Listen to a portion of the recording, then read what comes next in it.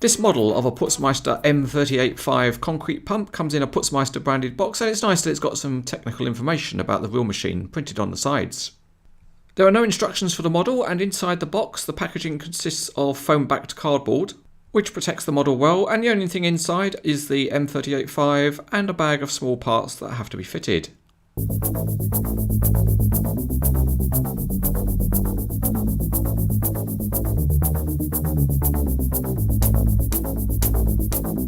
The first thing to do is to separate the mirrors and aerials with a sharp knife.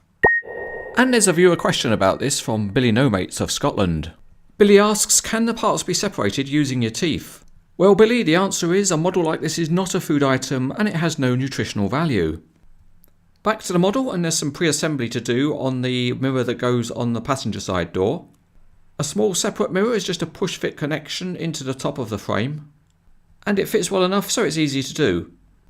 Once it's positioned, then the whole mirror frame can be offered up and fitted into the door. This is another push-fit connection and it's a good fit, so it's not likely to drop out once you've fitted it. It's interesting that Conrad still use this system of separately fitted mirrors, where other manufacturers fit them in the factory. There's only one other item to fit on the MAN cab, and that's the roof aerial. The trick is to hold the aerial right near the bottom using fingers or tweezers, and that allows you to push it in the hole.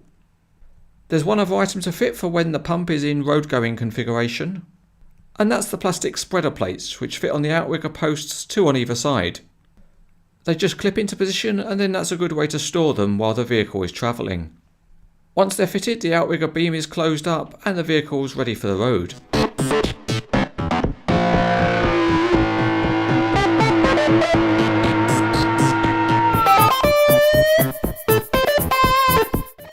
The steering on the MAN TGS chassis is only functionally modelled, but all of the transmission and rear suspension is nicely detailed. The tyre tread is nice, but it's the same on all wheels. However, the wheels do look good.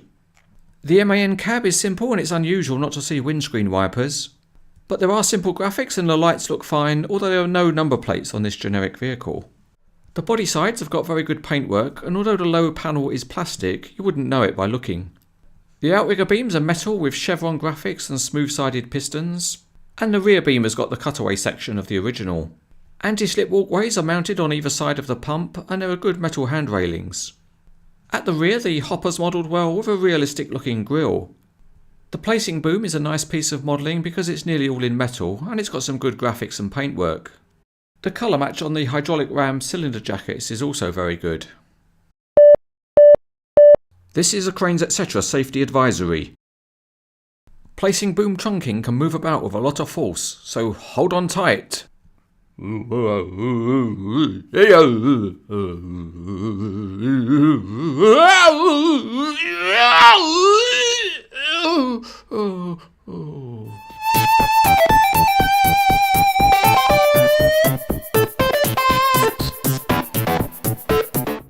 Out onto ye olde CranesEtcTV test track, and the MAN really whizzes along, and it's helped by being relatively heavy.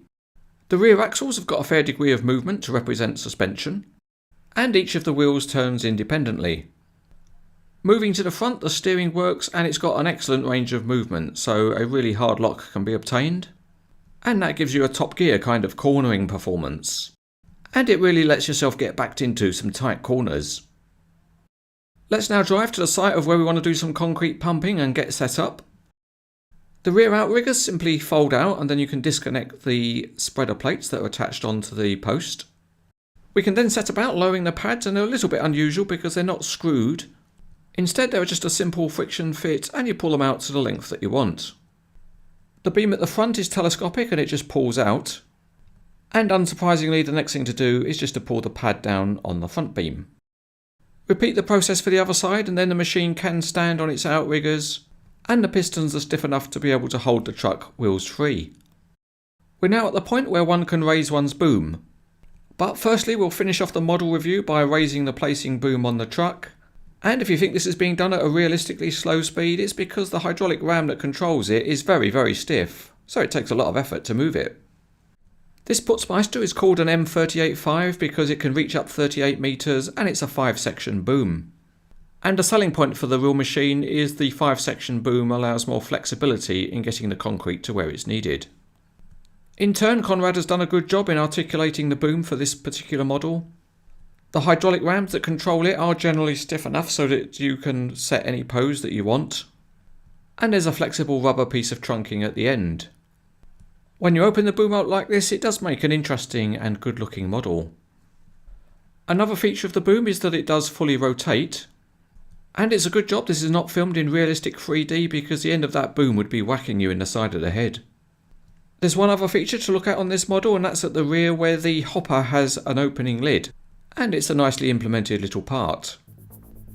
Conrad has a long history of making concrete pump models and this is another solid offering. The detailing is generally good and the concrete pump features work very well. It's a smart looking model which displays well with others and it's good enough to be highly recommended.